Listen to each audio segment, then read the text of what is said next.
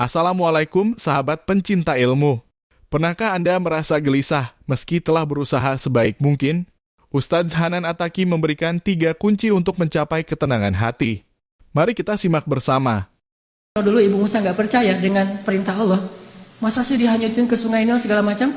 Mungkin selamanya mereka jadi buronan, pindah-pindah dari satu negeri karena takut dikejar oleh tentara Firaun, dan selamanya miskin.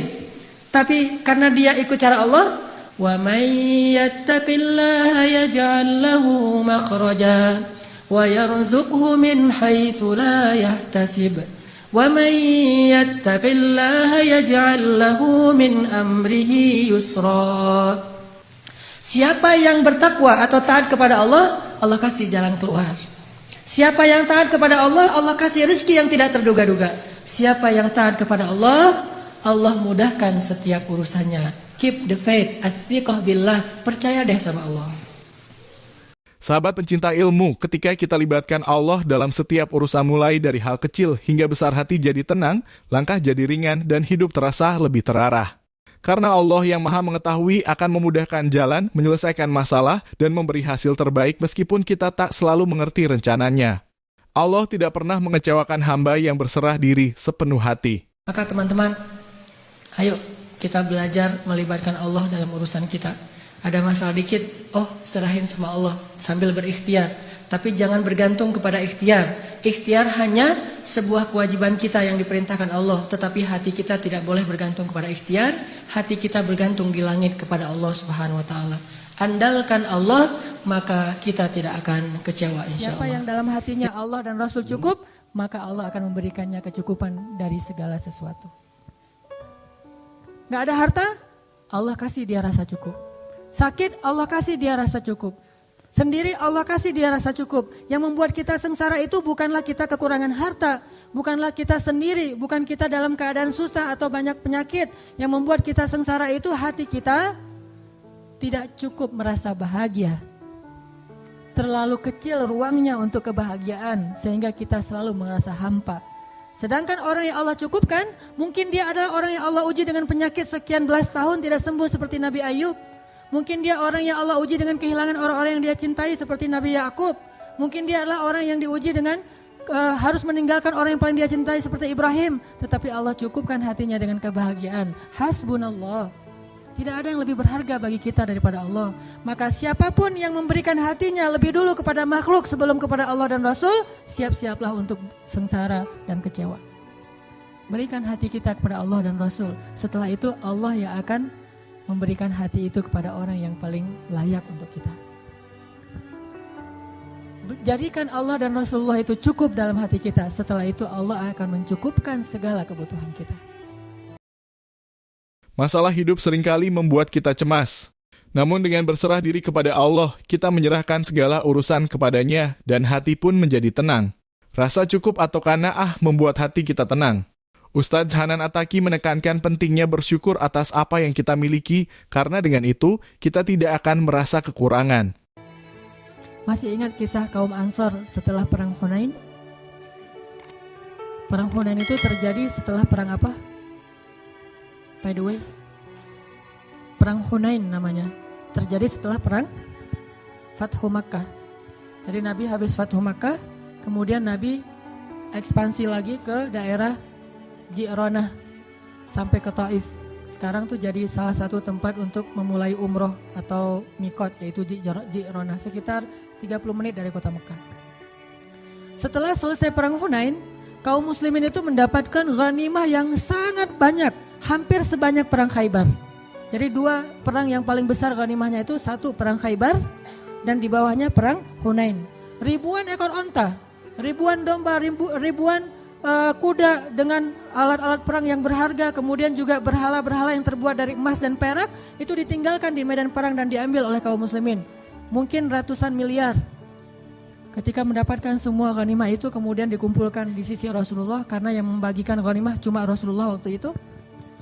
Tiba-tiba Rasulullah memanggil Abu Sufyan, orang Mekah yang baru masuk Islam. Ya Abu Sufyan, ambillah onta yang kamu suka, 100 ekor onta. Abu Sufyan mengambil 100 ekor onta dan mengatakan, saya merasa nyaman sekali dalam Islam. Bagi dia, kenyamanan dalam Islam itu masih diukur dengan harta. Ini namanya mu'allaf, orang yang dibujuk hatinya dengan harta. Abu Sufyan Senang membawa 100 ekor unta. Kata Rasulullah, cukup ya Abu Sufyan? Cukup ya Rasulullah. Cuman kalau ada lebih boleh sih. Dikasih lagi 100 ekor unta. Sampai Abu Sufyan mendapatkan lebih dari 200 ekor unta. Panggil lagi tokoh-tokoh Quraisy yang lain yang baru masuk Islam. Dikasih lagi 100 ekor unta. Hampir semua orang Mekah itu mendapatkan unta yang lebih dari 10 ekor unta.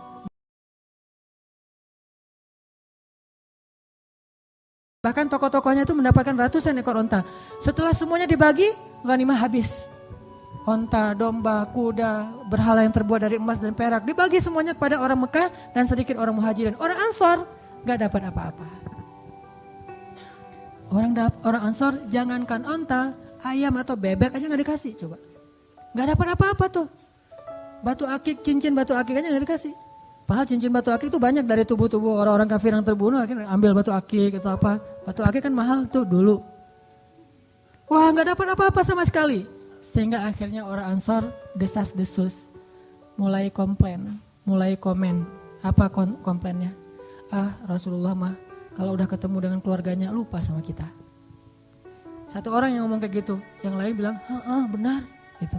Akhirnya semuanya juga, oh iya benar ya Rasulullah. Ini gara-gara satu orang nih, waswasah nih, yuwaswi sufi sudurin nas. Akhirnya yang lain juga ikut kayak gitu, iya ya. Saya gak kepikiran sampai kayak gitu, ternyata Rasulullah bisaan ya, gitu-gitu. Akhirnya semuanya pada orang-orang Ansor desas-desus, mereka mengeluhkan ketidakadilan Rasulullah dalam membagi ghanimah. Sampai akhirnya desas-desus ini hampir membuat mereka demo gitu. Bayangin orang Ansor pengen demo, turun jalan yuk rame-rame. Siapa nih kira-kira yang jadi koordinator lapangan Korlap? Ternyata sebelum mereka udah nyentuhin Korlap, Rasulullah dengar desas-desus kaum Ansor. Langsung dikumpulkan kaum Ansor. Dikumpulkan semuanya, Rasulullah bilang gini, ya ma'asyara Ansor, apa yang kalian katakan di belakangku, kata Rasulullah. Ya gak berani atau ya kalau Rasulullah udah ngomong gitu, diem aja. Ya ma'asyara Ansor, aku sudah mendengar apa yang kalian katakan nih. Sebentar lagi ya sebelum azan, biar kita tuntasin adegannya. Ya ma'asyara Ansor, aku dengar apa yang kalian ucapkan di belakang. Tapi wahai ma'asyara Ansor, bukankah dulu kalian itu orang-orang yang kufur kepada Allah, lalu aku datang membawa iman kepada kalian? Bukankah dulu kalian bermusuh-musuhan saling membunuh, lalu aku mempersaudarakan kalian? Bukankah dulu kalian berada di tepi jurang neraka, lalu aku selamatkan kalian? Bukankah dulu kalian adalah orang-orang yang hampir saja celaka, lalu aku memberikan kepada kalian cahaya dari kegelapan? Ya ma'asyara Ansor, apa yang kalian katakan di belakangku? Tiba-tiba salah satu dari lelaki Ansor berdiri dan mengatakan, ya Rasulullah, kami tahu jasamu betapa besar bagi kami ya Rasulullah. Tapi ya Rasul, bukankah dulu engkau terusir lalu kami terima engkau di kampung kami? Balas nih. Bukankah engkau dulu sendiri lalu kami menjadi keluargamu? Bukankah engkau datang dalam keadaan tidak punya apa-apa, kami serahkan seluruh harta kami untukmu ya Rasul? Bukankah ketika engkau berperang kami yang membelamu, bahkan banyak dari kami yang syahid demimu ya Rasul? Balas. Setelah selesai itu Rasulullah mengatakan, ya ma'asyara Ansor, bagaimana pendapat kalian? Jika orang-orang Mekah itu pulang ke kampung halaman mereka membawa sampah-sampah dunia, dan kalian pulang ke kampung kalian membawa Allah dan Rasul, tidakkah kalian rela? Langsung mereka berteriak, kami rela Allah dan Rasul. Biarkan mereka membawa pulang sampah-sampah dunia, kita dapat Allah dan Rasul. Allahu Akbar. Semuanya semangat dikasih Allah dan Rasul. Kalau kita disuruh pilih kayak gitu, ya Rasulullah, Allah dan Rasul plus harta juga ya Rasulullah. Itu mah kita ya. Insya Allah nanti kita lanjutkan setelah salat Isya. Teman-teman yang dirahmati Allah, kita masih berbicara tentang kisah-kisah bagaimana orang-orang salih merasa Allah dan Rasulullah itu cukup bagi dia dan tidak ada lagi yang membuat dia gelisah setelah Allah dan Rasul. Tidak ada lagi yang membuat dia kekurangan setelah Allah dan Rasul. Tidak ada lagi yang membuat dia sedih setelah Allah dan Rasul. Segala yang dia harapkan dalam hidup adalah ridho Allah dan Rasulullah. Segala yang dia cari adalah ridho Allah dan ridho dari Rasulullah SAW. Sehingga dia berusaha siang dan malam mencari ridho Allah dan berusaha siang dan malam untuk mengikuti dan meladani Rasulullah SAW. Sampai kisahnya itu hal-hal yang menakjubkan, betapa mereka mencintai Allah dan Rasulullah itu dalam adegan-adegan yang menurut kita kadang agak aneh gitu. Seperti Imam Ibnu Taimiyah ketika beliau ditangkap, beliau tenang. Lalu ketika di dalam penjara beliau dikurung sendiri, beliau tenang. Ketika beliau dibiarkan kelaparan, beliau tenang. Ketika beliau dibuat tidak bisa tidur, beliau tenang. Bahkan ketika beliau mau dihukum mati digantung, beliau tenang. Sampai orang-orang penasaran dan bertanya kepada Ibnu Taimiyah, kenapa engkau tenang sekali menghadapi semua ujian ini? Apa kata beliau? Ketika saya dikurung, maka saya menganggap diri saya sedang berduaan dengan Allah. Dan itu membuat saya tenang. Ketika saya tidak bisa tidur, maka saya sedang menganggap saya sedang qiyamul lail dan menghadap Allah yang turun ke langit dunia setiap malam. Dan itu membuat saya tenang. Ketika saya lapar, saya menganggap saya sedang berpuasa karena Allah. Dan itu membuat saya tenang. Dan kalau mereka mengancam saya untuk dibunuh, saya anggap saya mendapatkan keistimewaan syahid di jalan Allah. Dan itu pun membuat saya tenang. Jadi tidak ada satupun masalah di dunia itu yang membuat dia gusar atau membuat dia panik, membuat dia putus asa. Karena selalu dia merasa bersama Allah Subhanahu wa ta'ala. Hasbunallah wa ni'mal wakil. Cukup bagi kita Allah. Teman-teman pernah gak ngerasain kalau misalnya naik motor yang biasa pakai helm, sesekali naik motor jalan jauh gak pakai helm, kira-kira ngerasa khawatir nggak, hariwang nggak tuh? Hariwang kan? Hariwangnya bukan karena takut kecelakaan, takut ada razia.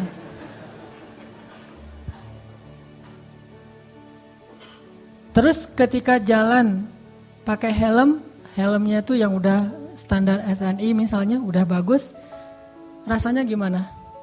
Merasa lebih tenang dengan pakai helm? Tawakalnya kepada helm. Jalan, mobil kita tuh ada asuransinya. Dengan jalan dengan mobil tidak ada asuransinya. Secara normal, lebih nyaman yang mana? Yang ada asuransi. Perasaan tenang, perasaan cukup, perasaan tidak khawatir karena pakai helm, karena pakai asuransi, karena jalannya dengan seorang teman yang badannya gede misalnya. Jalan kita kemana gitu ya, ke tempat-tempat umum. Yang kadang-kadang kita nggak tahu ada orang macam-macam, tapi kita jalannya tuh bareng temen yang dia tuh sebutlah kolonel muda, pakai baju loreng, dia bawa pistol kemana-mana, jalan sama dia. Kita kan agak kebawa-bawa gaya-gaya dikit ya, soalnya ada temen. Begitu dia nggak ada, ciut langsung gitu. Kenapa bisa kayak gitu? Karena merasa tenang, cukup dengan ada orang-orang yang kita anggap bisa melindungi kita, dengan ada hal-hal yang bisa melindungi kita. Apakah kalau kita membaca doa ketika kita meninggalkan rumah kita ngerasa tenang seperti pakai helm? Kalau belum baca doa, astagfirullah, ternyata saya belum baca doa. Subhanalladzi sakharana hadza. Pas sudah selesai baca doa, udah tenang nih. Nyetirnya tenang nih. Kenapa? Udah baca doa. Nyetirnya tenang. Kenapa? Karena udah tawakal sama Allah. Ninggalin keluarga tenang. Kenapa? Karena udah baca doa. Ya Allah, saya titipkan keluarga saya kepadamu. Engkau sebaik-baik penjaga. Udah pergi tenang. Walaupun kita agak-agak sering dengar berita buruk tentang kondisi di lingkungan kita, tapi begitu kita baca doa jadi tenang. Ala bidzikrillah tatmainnul qulub. Itulah orang yang menjadikan Allah hasbi Allah. Terus kalau ada masalah diingatkan, tenang aja lah, kita serahin aja sama Allah. Oh iya ya, serahin sama Allah, gampang lah kalau kayak gitu mah. Udah ngelibatin Allah jadi tenang. Itu berarti hasbi Allah. Sehingga kalau ada masalah sedikit, udah serahin aja sama Allah. Ya udah, tenang. Udah ntar Allah yang balas. Oh, Allah sebaik-baik pembalas. Balasannya jauh lebih baik daripada balasan manusia. Tenang. Kenapa bisa merasa tenang? Karena di hatinya itu hasbi Allah, cukup Allah, dan yang lain itu nggak akan pernah memberi kecukupan buat kita kecuali Allah Subhanahu wa taala. Saya beberapa kali pernah misalnya harus pergi malam-malam. Bukan perjalanan saya yang saya khawatirkan, tapi keluarga yang saya tinggalkan. Ini gimana nih keadaan keluarga di lingkungan yang mungkin beberapa tetangga pernah kemalingan misalnya. Dan tidak ada laki-laki di rumah, saya pergi. Atau namanya walaupun ada laki-laki juga, namanya perampok mungkin rame-rame. Atau habis kejadian, ada rasa khawatir kan? Tapi saya harus pergi malam-malam karena ada acara qiyamul lail atau acara itikaf. Begitu keluar dari rumah, bismillahirrahmanirrahim, la haula wala quwata illa billah. Subhanalladzi sakharana hadza, sampai kalimat ya Allah aku engkau sahibu fis safar wal khalifatu lil ahl fil ahl. Engkau teman dalam perjalanan dan penjaga untuk keluarga yang saya tinggalkan. Itu jadi tenang. Kalau kita merasa dizalimi oleh orang lain, kita berdoa, ya Allah beri saya ganti yang lebih baik, tenang. Pokoknya kalau udah melibatkan Allah jadi tenang gitu. Ala bidzikrillahi tatmainnul qulub, itu baru namanya hasbi Allah. Dan Allah bilang, ana inda dhanni 'abdi bi, aku tergantung prasangka hambaku kepadaku. Kalau kita berprasangka baik kepada Allah, Allah seperti yang kita persangkakan. Apalagi sih yang membuat kita khawatir setelah Allah? Apalagi sih yang membuat kita merasa kekurangan setelah Allah Subhanahu wa taala? Jadi jadikanlah Allah segalanya dalam hidup kita, cinta kita yang paling sejati dan yang paling besar di dalam hati kita. Allahu Akbar. Kenapa demikian? Kenapa Allah harusnya yang paling kita cintai dalam hidup kita, kemudian Rasulullah SAW, baru yang lain-lain. Yang lain mah yang kesekian lah. Termasuk keluarga kita, termasuk anak kita, termasuk istri dan suami kita, termasuk orang tua kita, harta kita. Itu mah yang kesekian. Nomor 1 Allah dan Rasul. Kenapa? Karena tidak ada yang lebih mencintai kita seperti cinta Allah Subhanahu wa taala kepada hambanya. Dan setelah itu tidak ada yang mencintai kita seperti cintanya Rasulullah SAW kepada umatnya.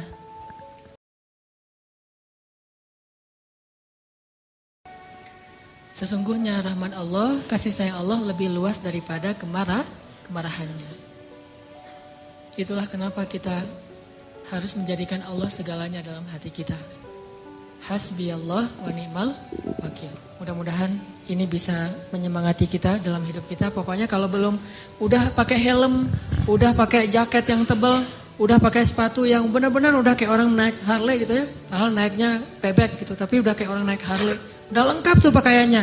Jangan pernah merasa aman sebelum mengatakan Bismillahirrahmanirrahim. Udah ikhtiar ini, ikhtiar itu. Jangan pernah merasa cukup sebelum mengatakan Tawakkaltu 'alallah. Pokoknya kalau belum ngelibatin Allah, belum selesai. Kalau udah ngelibatin Allah, yang lain belum selesai, insya Allah Allah selesaikan. Allah cukupkan. Allah berikan jalan keluar untuk kita.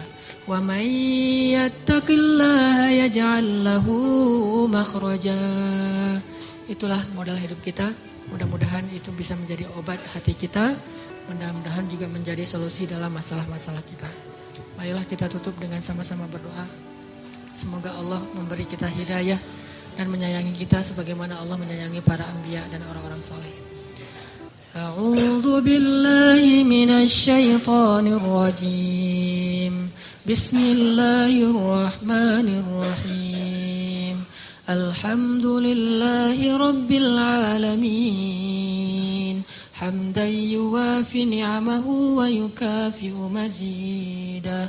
Ya Rabbana lakal hamdu kama yanbaghi li jalali wajhikal karim wa 'azimi sultanik. Allahumma salli wa sallim wa barik ala sayyidina Muhammad wa ala alihi wa sahbihi ajma'in. Radina billahi rabba, radina billahi